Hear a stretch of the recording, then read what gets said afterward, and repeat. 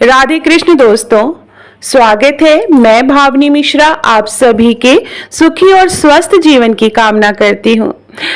इस चैनल पर हम सुन रहे हैं कार्तिक मास कथा के सभी अध्याय। आज हम सुनेंगे कार्तिक मास कथा का अध्याय 19। कार्तिक मास महात्म्य के अध्याय 19 में एक महत्वपूर्ण कथा का वर्णन है जो धार्मिक और आध्यात्मिक दृष्टिकोण से अत्यंत महत्वपूर्ण है। इस कथा में धर्म और भक्ति की महानता का उल्लेख है। साथ ही यह भी बताया गया है कि कार्तिक मास में किस प्रकार के अनुष्ठान और पूजा करने से व्यक्ति को विशेष फल प्राप्त होते हैं। इस अध्याय में पवित्रता, सत्य और धार्मिक कर्तव्यों के महत्व पर जोर दिया गया है। अध्याय 19 की कथा में एक राजा की कहानी है जो धर्म और भक्ति में गहरी रुचि रखती है। उनके शासन में प्रजा सुखी और समृद्ध थी। राजा ने कार्तिक मास में विशेष पूजा और व्रत का आयोजन किया जिसमें उन्होंने प्रजा को भी भाग लेने के लिए प्रेरित किया। इस पूजा और व्रत के माध्यम से राजा ने भगवान विष्णु और भगवान शिव की विशेष कृपा प्राप्त की। कथा में यह भी बताया गया है कि कैसे इस पूजा से राजा और उनकी प्रजा को आध्यात्मिक पुण्य प्राप्त हुआ और उनके जीवन में सुख समृद्धि का वास हुआ। तो आइए चलिए प्रेम से बोलेंगे ओम नमो भगवते वासुदेवाय। अध्याय 19 श्रवण करेंगे। श्री विष्णु मम हृदय में प्रेरणा करने वाले नाथ, लिखो महात्म्य कार्तिक, रखो सिर पर हाथ। राजा पृथु ने पूछा, हे नारद जी, अब आप यह कहिए कि भगवान विष्णु ने वहां जाकर क्या किया और जलंधर की पत्नी का पतिव्रत धर्म किस प्रकार भ्रष्ट हुआ। नारद जी बोले, जलंधर के नगर में जाकर विष्णु जी ने उनकी पतिव्रता स्त्री वृंदा का प्रतिव्रत भंग करने का विचार किया। वे उसके नगर के उद्यान में जाकर ठहर गए और रात को उसको स्वप्न दिया। वह भगवान विष्णु की माया और विचित्र कार्य पद्धति थी और उनकी माया द्वारा जब वृंदा ने रात में वह स्वप्न देखा कि उसका पति नग्न होकर सिर पर तेल लगाए महिष पर चढ़ा है, वह काले रंग के फूलों की माला पहने हुए है तथा उसके चारों ओर हिंसक जीव हैं, वह सिर मुड़ाए हुए अंधकार में दक्षिण दिशा की ओर जा रहा है, उसने नगर को अपने साथ समुद्र में डूबा हुआ देखा इत्यादि बहुत से स्वप्न देखे। तत्काल ही वह स्वप्न का विचार करने लगी। इतने में उसने सूर्य देव को उदय होते हुए देखा तो सूर्य में भी उसे एक छिद्र दिखाई दिया और वह कांतिहीन था। इसे उसने अनिष्ट जाना और वह भयभीत हो रोती हुई छज्जे, अटारी और भूमि कहीं भी शांति को प्राप्त नहीं हुई। फिर उसने अपनी दोनों सखियों के साथ उपवन में गई, वहां भी उसे शांति नहीं मिली। फिर वह जंगल में निकल गई, वहां उसने सिंह के समान दो भयंकर राक्षसों को देखा जिससे वह भयभीत होकर भागने लगी। उसी क्षण उसके समक्ष अपने शिष्यों सहित शांत मौनी तपस्वी वहां आ गए। भयभीत वृंदा उनके गले में अपना हाथ डालकर उनसे रक्षा की याचना करने लगी। मुनि ने अपनी एक ही हुंकार से उन राक्षसों को भगा दिया। वृंदा को आश्चर्य हुआ तथा वह भय से मुक्त हो मुनिनाथ को हाथ जोड़कर प्रणाम करने लगी। फिर उसने मुनि से अपने पति के संबंध में उसकी कुशल क्षेम का प्रश्न किया। उसी समय दो वानर मुनि के समक्ष आकर हाथ जोड़कर खड़े हो गए और जो ही मुनि ने भ्रुकुटी संकेत किया त्यों ही वे उड़कर आकाश मार्ग में चले गए। फिर जलंधर का सिर और धड़ लिए मुनि के आगे आ गए। तब अपने पति को मृत हुआ जान वृंदा मूर्छित हो पृथ्वी पर गिर पड़ी और अनेक प्रकार के दारुण विलाप करने लगी। तत्पश्चात उस मुनि ने कहा, हे कृपानिधे, आप मेरे इस पति को जीवित कर दीजिए। पतिव्रता दैत्य पत्नी ऐसा कहकर दुखी श्वासों से को छोड़कर मुनीश्वर के चरणों पर गिर पड़ी। तब मुनीश्वर ने कहा, यह श्री जी द्वारा युद्ध में मारा गया है, जीवित नहीं हो सकता, क्योंकि जिसे भगवान शिव मार देते हैं वह कभी भी जीवित नहीं हो सकता। परंतु शरणागत की रक्षा करना सनातन धर्म है, इसी कारण कृपा करके मैं इसे जिला देता हूँ। नारद जी ने आगे कहा, वह मुनि साक्षात विष्णु ही थे जिन्होंने यह सब माया फैला रखी थी। वह वृंदा के पति को जीवित कर के अंतर ध्यान हो गए। जलंधर ने उठकर वृंदा का आलिंगन किया और मुख चूमा। वृंदा भी पति को जीवित हुआ देख अत्यंत हर्षित हुई और अब तक हुई बातों को स्वप्न समझा। तत्पश्चात वृंदा सकाम होकर बहुत दिनों तक अपने पति के साथ विहार करती रही। एक बार सुरत और संभोग काल के अंत में उन्हीं विष्णु को देखकर उसे ताड़ित करती हुई बोली, हे पराई स्त्री से गमन करने वाले विष्णु, तुम्हारे शील को धिक्कार है। मैंने जान लिया है कि मायावी तपस्वी तुम ही थे। इस प्रकार कहकर कुपित पतिव्रता वृंदा ने अपने तेज को प्रकट करते हुए भगवान विष्णु को श्राप दिया। तुमने माया से 2 राक्षस मुझे दिखाए थे, वही दोनों राक्षस किसी समय तुम्हारी स्त्री का हरण करेंगे। सपेश्वर जो तुम्हारा शिष्य बना है वह यह भी तुम्हारा ही साथी रहेगा। जब तुम अपनी स्त्री के विरह में दुखी होकर विचरोगे उस समय वानर ही तुम्हारी सहायता करेंगे। ऐसा कहती हुई पतिव्रता वृंदा अग्नि में प्रवेश कर गई। ब्रह्मा आदि देवता आकाश से उसका प्रवेश देखते रहे। वृंदा के शरीर का तेज पार्वती जी के शरीर में चला गया।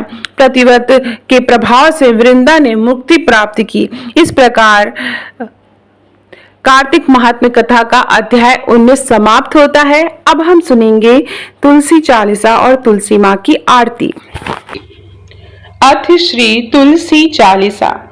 जय जय तुलसी भगवती सत्यवती सुखदानी, नमो नमो हरिप्रियसी श्री वृंदा गुण खानी। जय नंदिनी जय पूजिता विश्व पावनी देवी, जयति पुष्य सारा सुरभि हरि जीवनी सुर सेवी। श्री हरि शीस विराजिनी देहु अमर वर अम्बे, जनहित दे वृंदावनी अब जन करहूं विलंब। धन्य धन्य श्री तुलसी माता, महिमा अगम सदा श्रुति गाता। हरि के प्राणुल से तुम प्यारी, हरि हेतु कीन्हो तप भारी। जब प्रसन्न है दर्शन दीन्हो, जब तक कर जोरी विनय हम कीन्हो। हे भगवंत कंत महो, दीन जानी जाने छोड़ो। सुनी लक्ष्मी तुलसी की बानी, दीन्हो श्राप क्रोध उर आनी। अस आयोग वर मांगन हारी, होई है विपट तुम जड़ तनुधारी। सुनि तुलसी हूँ श्रेयो तेहि ठामा, करो वास तनु नीचन धामा।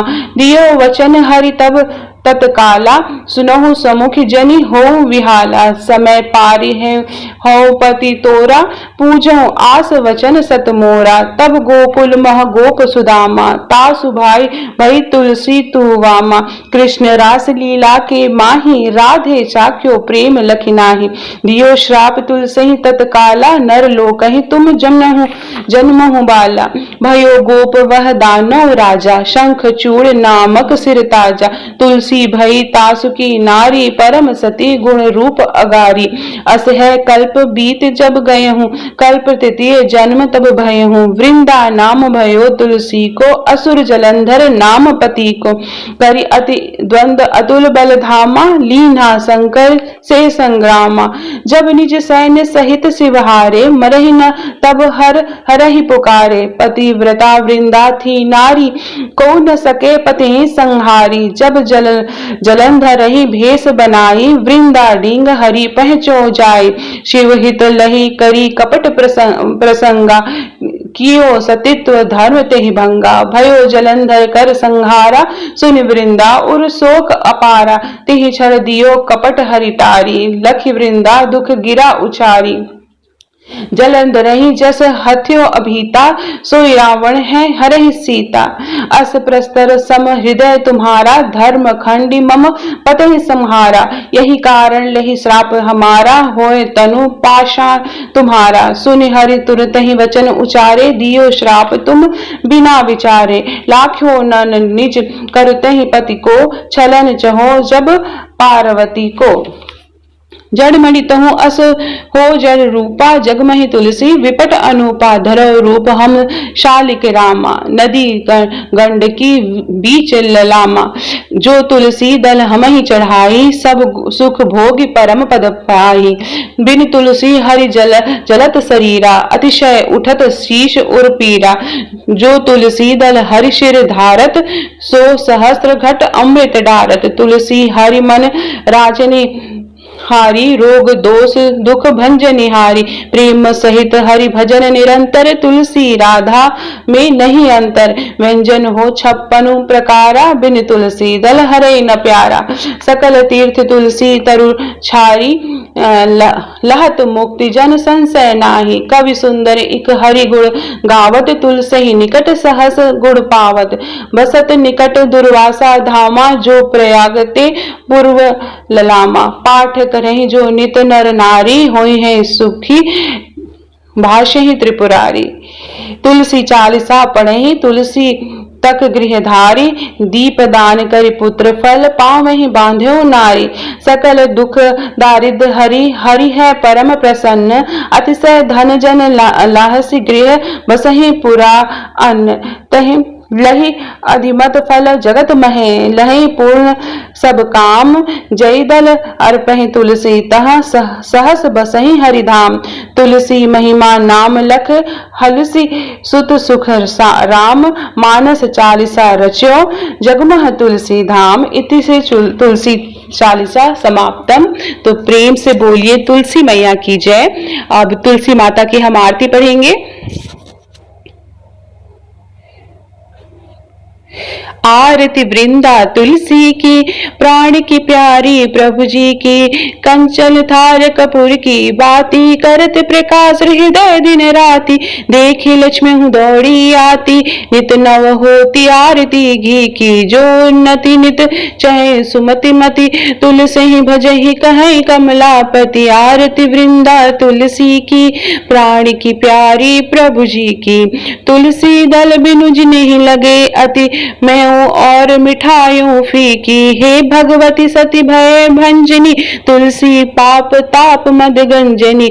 आरती वृंदा तुलसी की, प्राण की प्यारी प्रभु जी की। नित नूतन मानस मनोरंजनी, हरि की परम प्रिया तिनी की।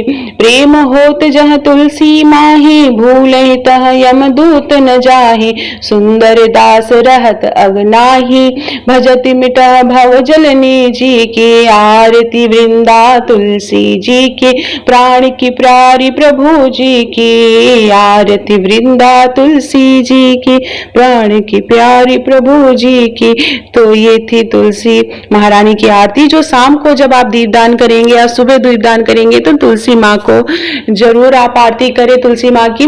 और 1 महीने, आप साल भर तुलसी को दिया नहीं जलाते हैं, लेकिन ये कार्तिक मास में आप तुलसी में दिया जरूर जलाएं। तुलसी माँ को शाम के समय स्पेशली आप दिया जरूर जलाएं। तो आप सभी को कार्तिक मास की बहुत बहुत शुभकामनाएं। और आपको मेरी आवाज पसंद आ रही हो, मुझसे कथा सुनना पसंद आ रहा हो, तो प्लीज कमेंट बॉक्स में राधे कृष्णा जरूर लिखिएगा। ये कार्तिक मास हम सबके जीवन में सुख और खुशहाली, ऐश्वर्य, सुख, समृद्धि लेके आए, इसी की कामना करते हुए प्लीज मेरे चैनल को सब्सक्राइब कर लीजिएगा। बहुत बहुत धन्यवाद ये वीडियो देखने के लिए। और आपको सभी अध्याय के करके इस महीने में आपको कार्तिक मास के मिलेंगे। बहुत बहुत धन्यवाद।